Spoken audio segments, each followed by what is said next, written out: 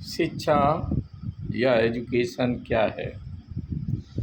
शिक्षा एक प्रकार की ट्रेनिंग है, अ काइंड ऑफ ट्रेनिंग, जिससे हमारे व्यक्तित्व के मानसिक, मनोवैज्ञानिक और आत्मिक तथा साथ ही साथ स्पिरिचुअल पार्ट, जो हमारा स्पिरिचुअल वैल्यूज हैं, उनकी ट्रेनिंग दी जाती है। शिक्षा जहाँ हमें अपनी जीवन की रेस में शामिल होने के काबिल बनाती है, वहीं साथ ही साथ शिक्षा एक अच्छा जीवन कैसे गुजारा जाए, how to spend a good life, इसकी भी ट्रेनिंग देती है।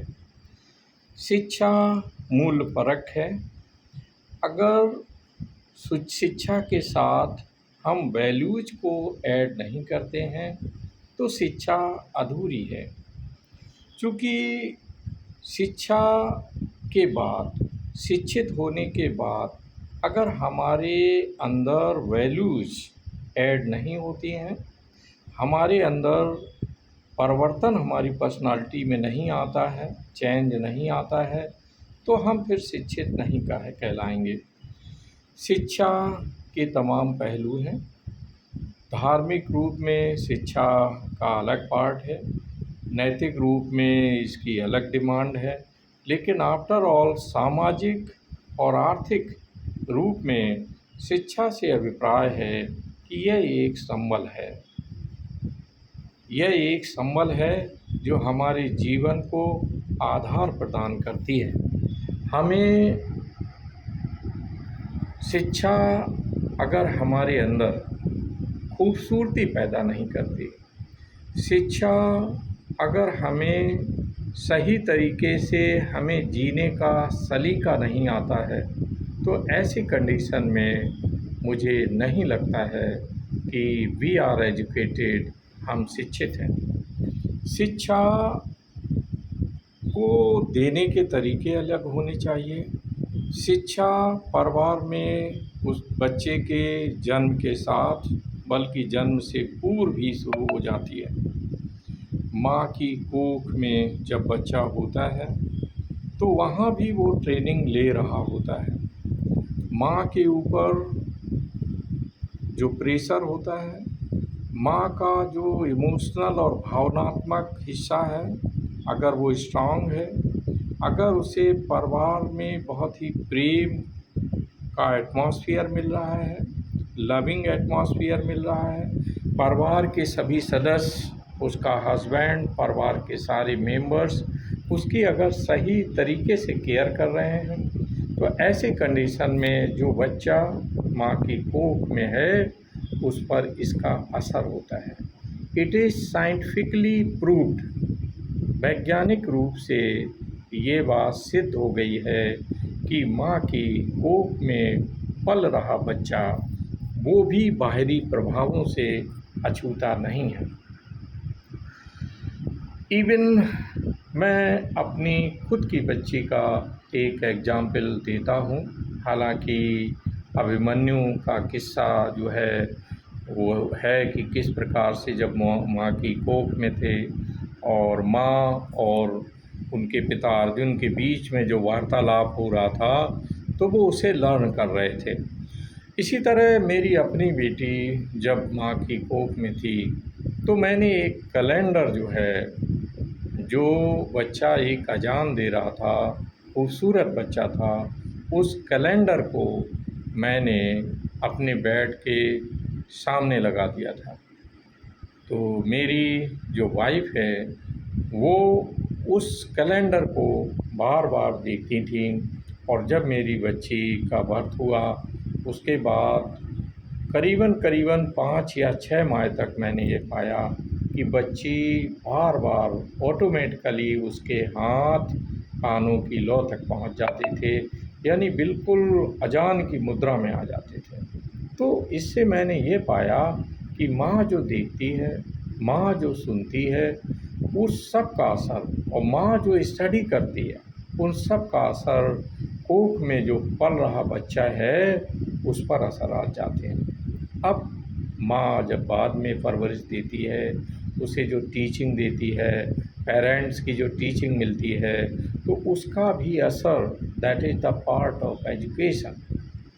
इसके अलावा हम विद्यालयों में जाते हैं, that is also a institution that impart us education. यानी विद्यालयों से हमें शिक्षा मिलती है। बेसिक एजुकेशन के अंतर्गत जहाँ हम बेसिक कंसेप्ट बच्चे के क्लियर करते हैं, वहीं बड़ी कक्षाओं में हम एजुकेशन के क्षेत्र में क्या परिवर्तन हुए हैं, वो किन सब्जेक्ट को ऑप्ट करता है, उन सभी का प्रभाव, उसके टीचर्स का प्रभाव जो है वो बच्चे के ऊपर दिखाई देता है। तो एजुकेशन पर दो चीज़ें सीधे सीधे असर डालती हैं। एक तो है आनुवंशिक प्रभाव, यानी बाय जेनेटिक्स जो बच्चे के पेरेंट्स होते हैं उनके असरात बाय बर्थ, और ये जो आपका डीएनए है, जो जीन्स है, उनके थ्रू जो है बाकायदे पेरेंट्स के जो गुण हैं वो बाकायदे ट्रांसफ़र होते हैं बच्चों में। और दूसरा जो एटमॉस्फेयर है, एटमॉस्फेयर में जो परिवार है, परिवार के अन्य सदस्यों का प्रभाव, साथ ही साथ जिन स्कूल्स में जो स्कूलिंग होती है, जिन स्कूल्स में जो टीचर्स उसे पढ़ाते हैं, जो उसके साथ पढ़ रहे जो बच्चे होते हैं, उसके फ्रेंड्स होते हैं, उन सभी का इफ़ेक्ट जो है वो बच्चे की एजुकेशन का हिस्सा होता है। तो education is a socialization process, एक प्रकार से समाजीकरण का माध्यम है। तो शिक्षा में समाजीकरण, अगर हम उसे सही समाज, एक सही एटमॉस्फेयर प्रदान करते हैं तो बच्चे की पर्सनालिटी इम्प्रूव होती है। शिक्षा के मायने है कि पर्सनालिटी के एवरी एस्पेक्ट का डेवलपमेंट होना चाहिए। उसका शारीरिक डेवलपमेंट हो, उसका मानसिक डेवलपमेंट हो, उसमें आत्मिक गुण जो वैल्यूज़ हैं, ह्यूमन वैल्यूज़, वो डेवलप हों। अगर ये नहीं डेवलप हो रही हैं तो इट मीन्स शिक्षा पूरी है। चूँकि इंसान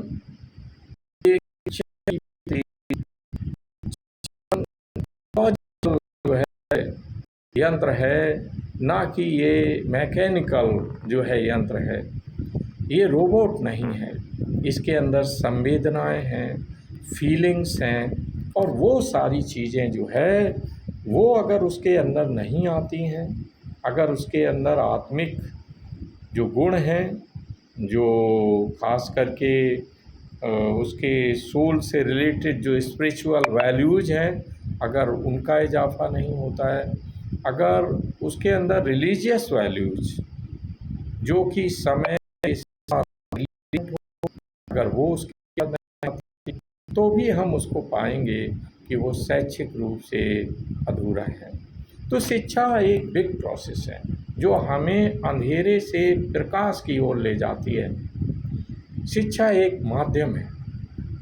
इस्लाम में हज़रत मोहम्मद साहब ने कहा कि इल्म या शिक्षा हासिल करने के लिए अगर किसी इंसान को मुल्क चीन या दुनिया के छोर तक जाना पड़े तो उसे दुनिया के छोर तक जाना चाहिए, उसे चीन तक जाना चाहिए और एक मुकम्मल इल्म या एजुकेशन उसे हासिल करना चाहिए। एक जगह उन्होंने कहा, उनकी हदीस बहुत ही प्यारी हदीस है कि जो शिक्षक है, जो टीचर है, जो विद्वान है, उसके जो स्याही है जिससे वो लिखता है, वो स्याही शहीद के खून से भी बढ़कर है।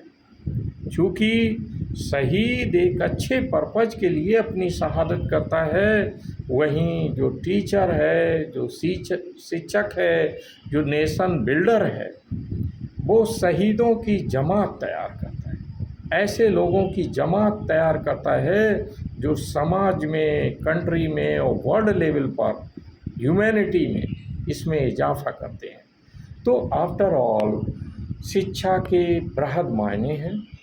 शिक्षा को व्यक्ति केवल अपने दृष्टिकोण से ना देखे, बल्कि समग्र दृष्टिकोण से इसे देखे जाने की आवश्यकता है। शिक्षा में आजकल हम पा रहे हैं कि जो वैल्यूज़ हैं वो कम हो रही हैं, और जो वैल्यूज़ ऐड हो रही हैं वो हम अपने रिलीजियस पॉइंट ऑफ व्यू से उनको जोड़ते हैं, और हम दूसरे की शिक्षा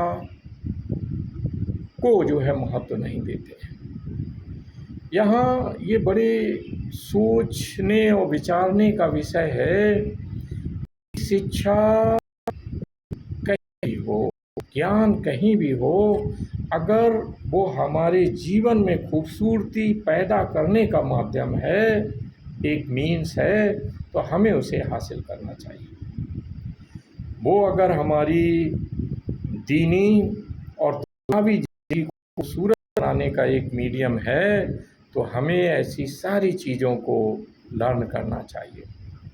जैसे अभी कुछ दिन पहले हमने योगा मनाया, इंटरनेशनल योगा डे मनाया, तो यहाँ आप देखें कि हमारे दुनिया के तमाम योगा को ऐसा किया, और हम ये पाते हैं कि yoga a kind of education. वहीं हम देखते हैं कि इस्लामिक पूजा पद्धति में जो नमाज है, that is also a part of yoga. योग माने होता है जुड़ना, योग माने होता है एकाग्रता। तो यहाँ हम ये पा रहे हैं कि इस्लाम में जो नमाज है उसके जो विविध रुकून हैं, जो विविध स्टेप्स हैं, वो स्टेप्स योगा की बहुत सारी आवश्यकताओं को पूरा करते हैं। जब नमाज पढ़ने वाला व्यक्ति झुककर रुकू में जाता है तो एक